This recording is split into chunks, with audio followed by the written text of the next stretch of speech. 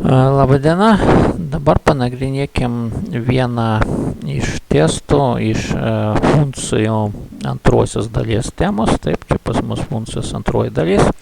Čia vėl yra 3 testai po 5 klausimus. Mes paimkim trečią, taip, paimkim šitą. Paimkim kokį nors klausimą. Taip, čia pas mane nusistatęs 5.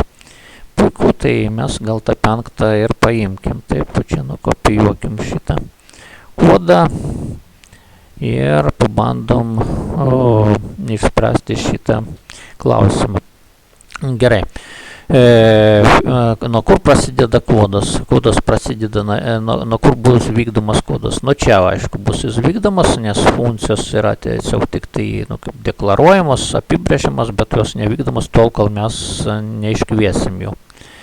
Nu ir tam, kad paskaičiuoti rezultatą, mums reikia paimti už tai šitą kvietimą. Tai po funkcijos f1, mūsų funkcija f1 priklauso nuo 3 parametrų, nuo a, b, c. Ir dabar, ką mes čia matom, reiškia, va šitoj vietoj, jeigu šiek tiek išplėsim, taip, kad plačiau matytųsi, taip, praplėskim. Tai mes matom, kad f1 bus kviečiamas su tokiais parametrais. Vietoj a bus paskaičiuota va šitą funkcijos reikšmė, f2 nuo šito. Toliau čia bus b paskaičiuota reikšmė.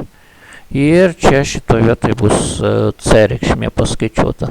Taip reikia suprasti šitą kodą. Nu ir savo ruožtu mums reikia tada, tam, kad suprastume f1 nuo a, b, c, taip mums aiškiai matosi, kad paskaičiuotume f1 nuo a, b, c, o to tokių priskirtų reikia pasižiūrėti, kiek bus f2 nuo 10, 2, f2 nuo minus 3, 2 ir f2 nuo 10 minus 3. Tai kopijuojam šitą pirmą, taip, o čia reiškia parašykim, kad čia pas mus a, o toks taps.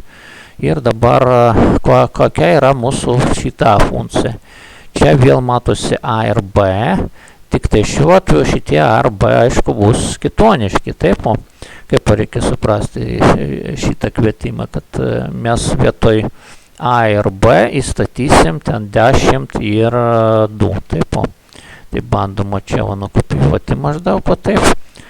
Taip, čia šiek tiek patraukiam. Taip, vietoj a pas mus, nu ir dar pakopijuokim, vietoj a pas mus ateis šiuo atveju 10, vietoj b ateis šiuo atveju 2. Ir o šitą jau mes galim paskaičiuoti, taip, o. Ir čia labai paprastai skaičiuosi, 10 kartų bus, ne 10 kartų, 10 antrojų, tai bus 100, padalinta sveikai iš 3, primena, kad 2 brūkšnėtais dalybos sveikai, bus 33, taip, čia rodiklytė, taip, reiškia, čia 33 plus 2 kartų bus kiek, 2 pakelt antroji bus 4 ir sveikai iš 5, taip, o tai čia 0 sveikų, tai gavosi čia pas mus 33. Taip, o reiškia, šitoj vietoj mes jau galim parašyti, kad čia yra 33. Toliau mums reikia paskaičiuoti, kiek bus f2 nuo minus 3 ir 2. Taip, įmam štai čia, mums pas mūsų toks priskirimas. Taip, ir žiūrim, kiek čia pas mus f2 nuo minus 3 ir 2.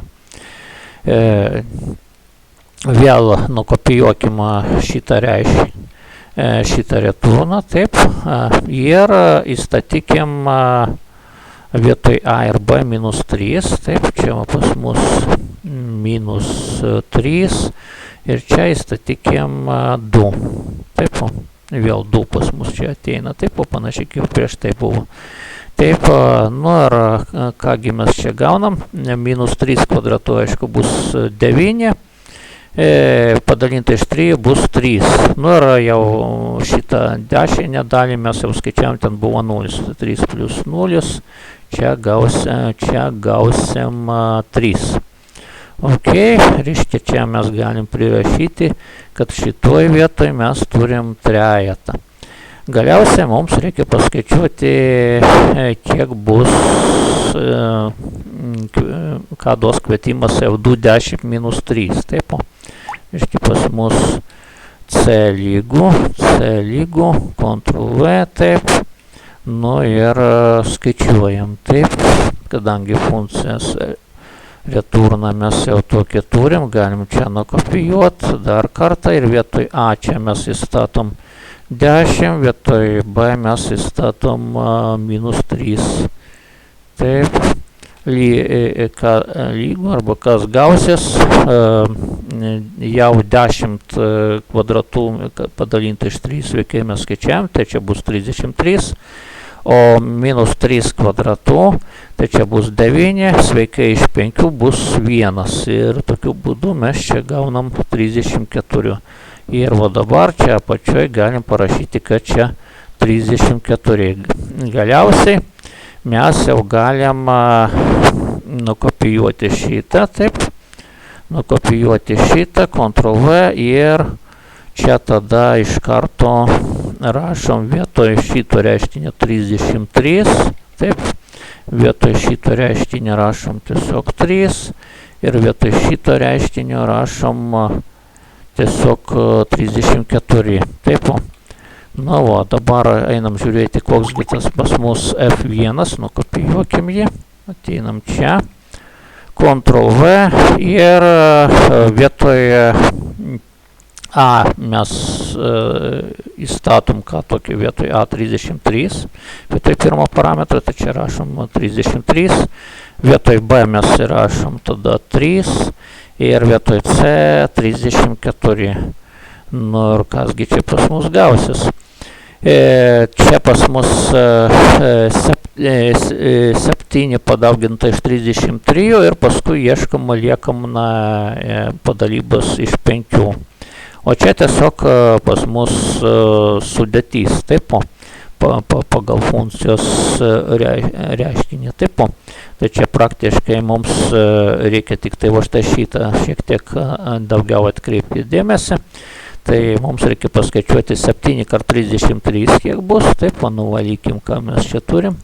7 padauginta iš 33 lygu 231. Dabar primenu, kad procentai 5 reiškia, kokia bus liekana. Liekana o štai šito skaičiaus dalybos iš 5. Nesunku įsitikinti, kad bus tiesiog 1. Tai čia iš esmės bus 1 plus 3 plus 34. Ir taigi pas mus jau dabar gaunasi pilnas atsakymas.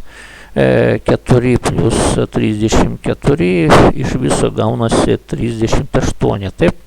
Taigi šitą langelį mums reikia įrašyti 38. Na kągi, ačiū už dėmesį.